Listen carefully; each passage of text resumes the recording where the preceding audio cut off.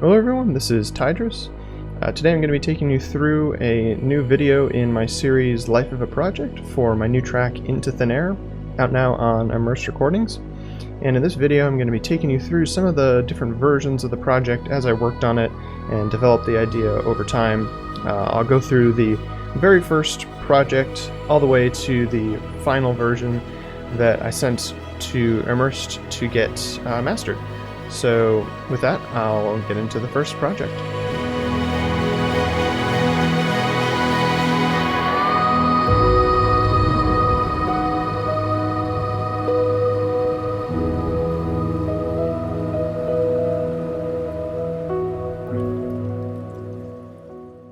Alright, so here's the first version of Into Thin Air. Like you can see here, it's really pretty bare. All I've got is a piano patch with a really basic chord progression. This is the Una Corda, I believe, by Native Instruments, and then I've just got some saturation, compression, and a reverb on it. So this is Little Plate from Sound Toys, and it's really just a nice sound and reverb plugin, especially on this. So this is what the chord progression sounds like right now.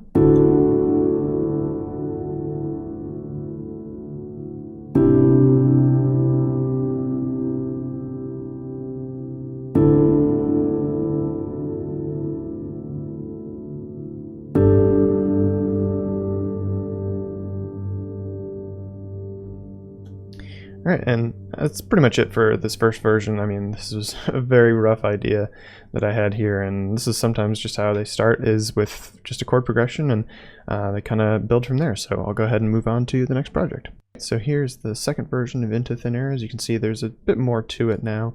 I've got an atmospheric pad up here in green. I've got a top line piano here. I changed around the chord progression for the chord piano a bit, as well as adding in some of these atmospheric vocal samples here. So I'll go ahead and play you through this first little bit here so you can kind of see where we're at.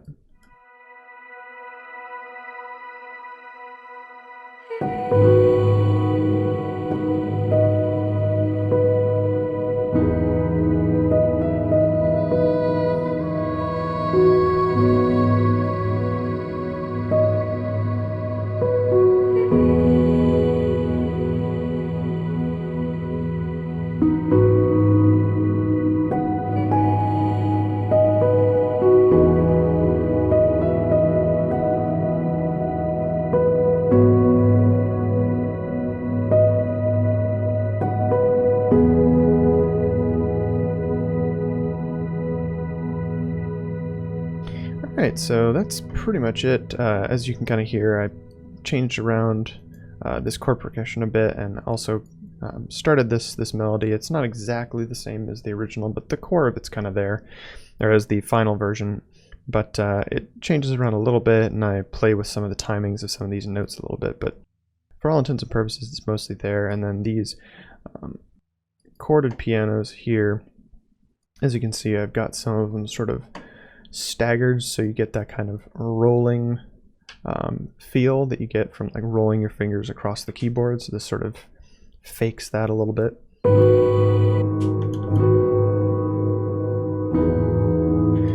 And I play around with this a little bit more, like this note. I think I end up moving it over so it doesn't stick out so much, and playing with some of these velocities. But that's the basic idea, and as you can see here, I haven't modified these chords yet to do that same thing, so they sound much more on the beat, and it's not as kind of organic feeling. So the other thing is these vocal samples that I've got here. So this is just a vocal sample I think I got from Splice probably, and it's pretty bare bones. It's really just a sample with looks like not much on it. Yeah, I've got a Valhalla shimmer on the group for all these vocals, so I've got a couple other ones.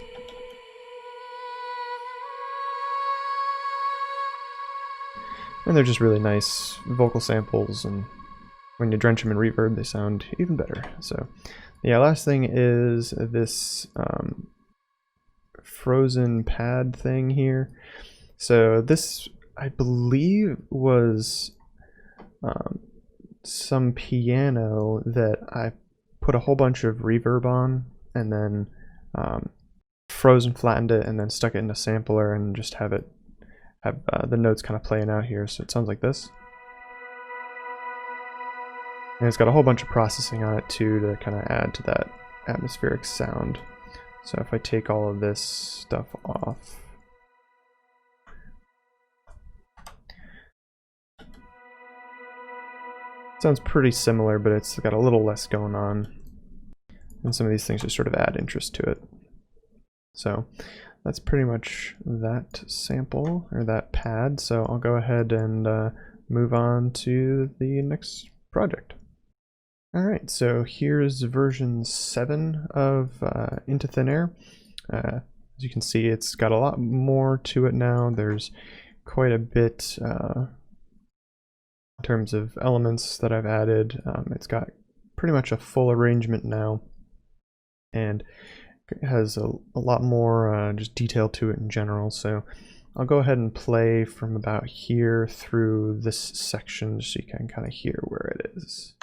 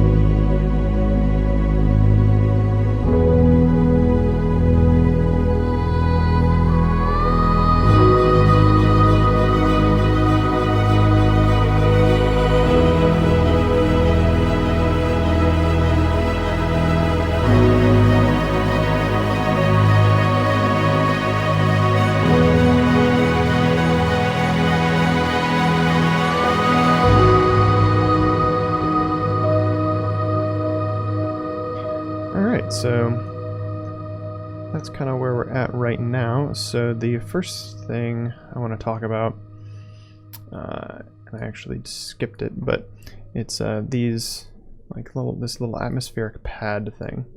So I actually pulled this from another project that I was working on called Iris, and it's just a really cool, like, plucky sound that has a really cool tail to it.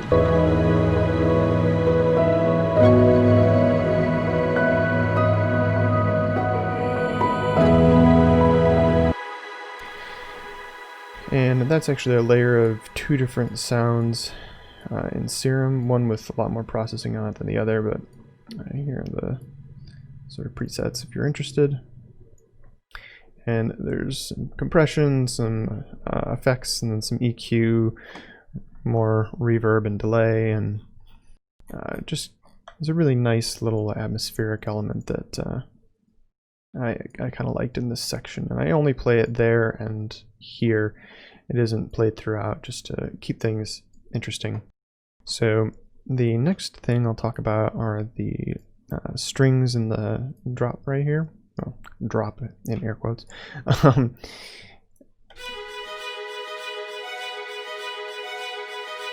They just really raise the energy and just make things more exciting up to this sort of crescendo here at the end, right before the break and all the tension's kind of released. And that's a East-West sample, or East-West instrument. I think it's like I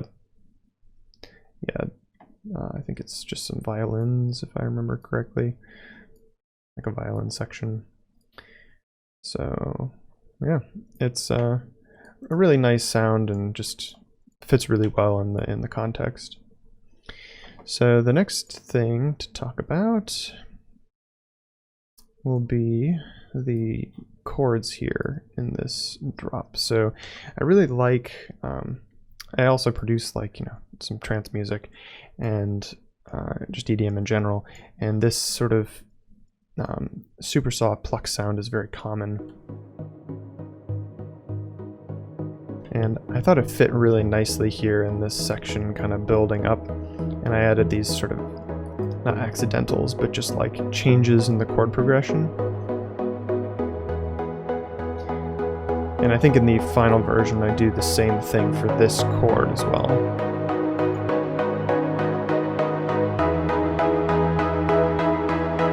And I just have the filter kind of opening up over time here. And then it sort of cuts really quickly when you get to the end of the main section. So yeah, that's pretty much it there. And then the last thing for this project was I added quite a few more vocals. So I actually took the sample that I was working with in the last project and I put it into Melodyne and changed some of the pitches to kind of fit more what I was looking to do. And it worked out pretty well. So like this one here, that sort of pitch up to, it looks like a D sharp, was done with Melodyne, where I have it kind of gliding the pitch up, and it sounds pretty good in the context of this. And I did the same thing with a couple of these other vocal elements to just make them fit well in the track and just sort of fulfill the kind of vision in my brain that I was having as I was working on it. So that's pretty much it for this version. So I'm going to go ahead and move on to the next one. Alright, so here is the 18th version of Into Thin Air. So for this one, I kind of want to talk about some of the automation and transitions, as well as some of the atmosphere and the break, and then some of the automation I have at the end for the outro section. So I'll play kind of through from this center of the drop here through like the middle-ish of the break, just to kind of give you an idea of where the track sits.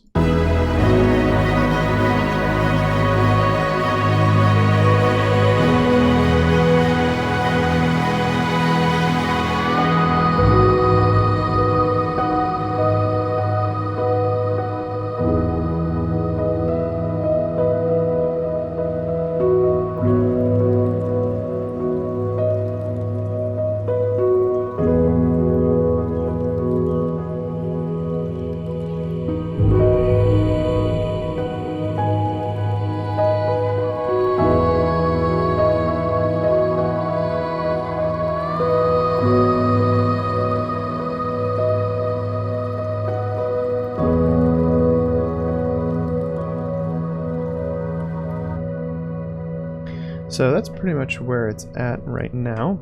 So the first thing I'll talk about is the automation here in this transition from the drop into the break. And I'm using the term drop even though it's like really not.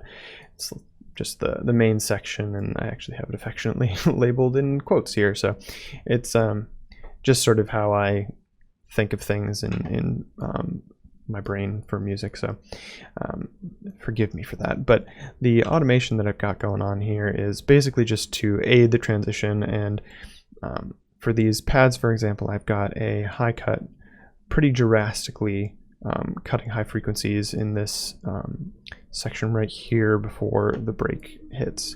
So this is what it sounds like. And it really just brings the tension down kind of in a quick fashion. And I've got the same thing going on in these basses up here, but a little less extreme, especially because the basses don't have a ton of top end to them.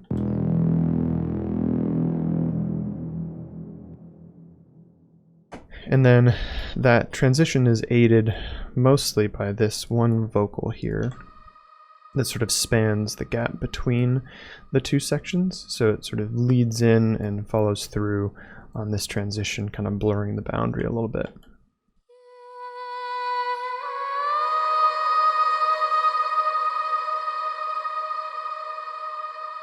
And then I've also just got some transition effects. So I've got like an impact right here at the beginning, as well as some of this atmosphere.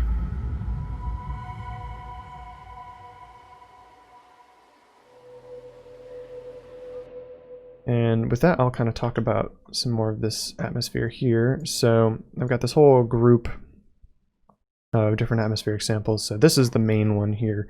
It's got kind of the high-end white noisy kind of atmosphere, and then it also has some kind of bird chirping in it that you can faintly hear. isn't super present. But then I've got these other atmospheric elements that just sort of add some interest here and there. So like this is a kind of a drone-ish sample that just fits nicely with this section. And then I've also got this sort of percussive atmosphere that's kind of hard to hear. I'll bring it up a little bit. But it's just some water samples with some other like almost percussive effects that I've got some processing on. So I've got this Omni River reverb that is just putting it in a cool space and then just cutting out some of the low end so it doesn't get too muddy with all of the weird kind of low end that's in some of these samples.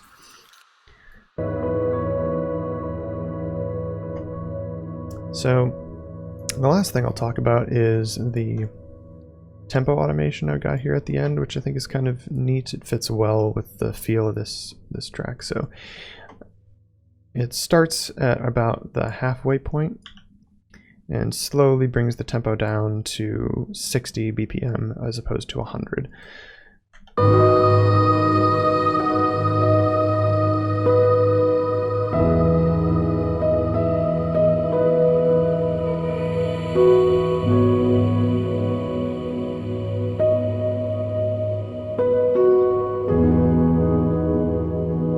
And I just thought it sat really nicely with this outro progression, and the pianos kind of playing nicely off each other with that tempo automation. So that's kind of how that end bit's done. And I had to turn off this delay right here because, as I found out, delays that are tempo synced do not do well when you have them on and you're doing a tempo automation. It adds all sorts of weird artifacts. So I can kind of show you that real quick here. So let me just play this. You can kind of hear there's like some weird, really like clicky things happening in the stereo image. It just really doesn't like it, so I just went ahead and turned that off, and that keeps it from happening. And yeah, that's pretty much it for that one. So I'll go ahead and move on to the next project. Alright, so here's version 27 of Into Thin Air. This was the final version of the track that I worked on. After this, I bounced out a pre-master and it was sent to a mastering engineer for them to do their magic on. In this track, I've got some mastering here on the master channel. I'm just doing some compression and some limiting just to get it up to volume so it's audible for the purposes of the video. But I'll just kind of play you through from this section right here through to the end, just so you can kind of hear where the track's at.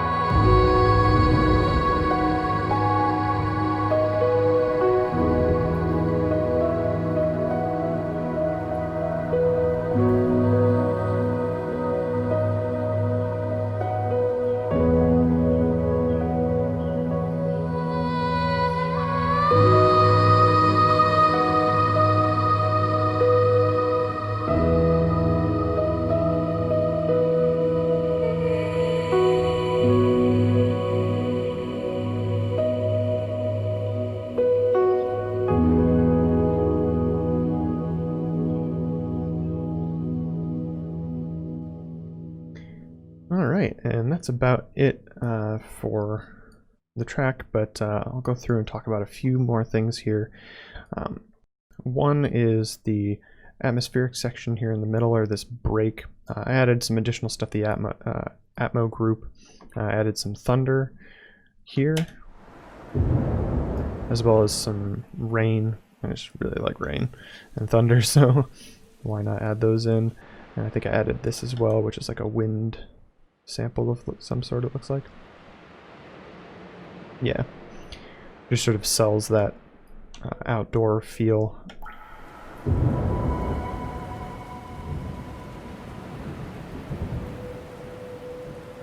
It just adds a nice space, since this middle break section is sort of the main atmospheric portion of this track, so I wanted to make that feel as sort of floaty as possible.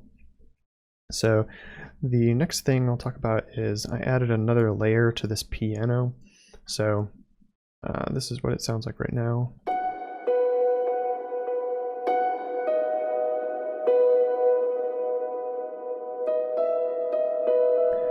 So I've still got the una corda piano that I was working with originally all the way back in the first bit, but I've also got a August Foster Grand. So this is actually a piano that's part of the default Contact library, and it just adds a little bit more body to the piano.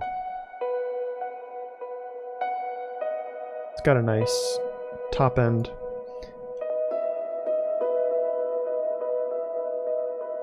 And they just sound kind of good together.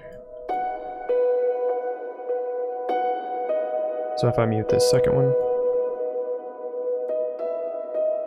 it doesn't quite sound as present, but if I bring the second one back in,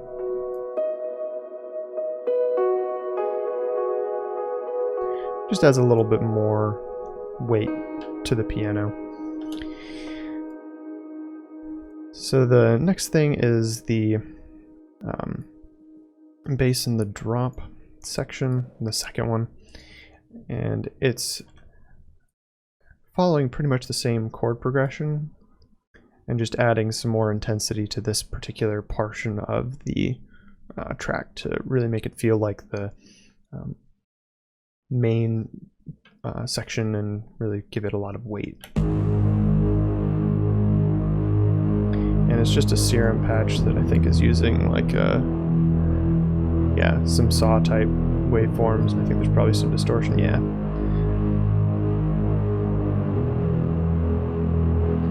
And it just adds a really cool texture to this drop section. So if I turn it off, back on, it's not super audible, but you can hear it making kind of the top end a little bit more interesting. So yeah, the other thing in this drop is I added this bass playing, I think it was like quarter notes or something. Yeah, just playing quarter notes following the root note of the progression.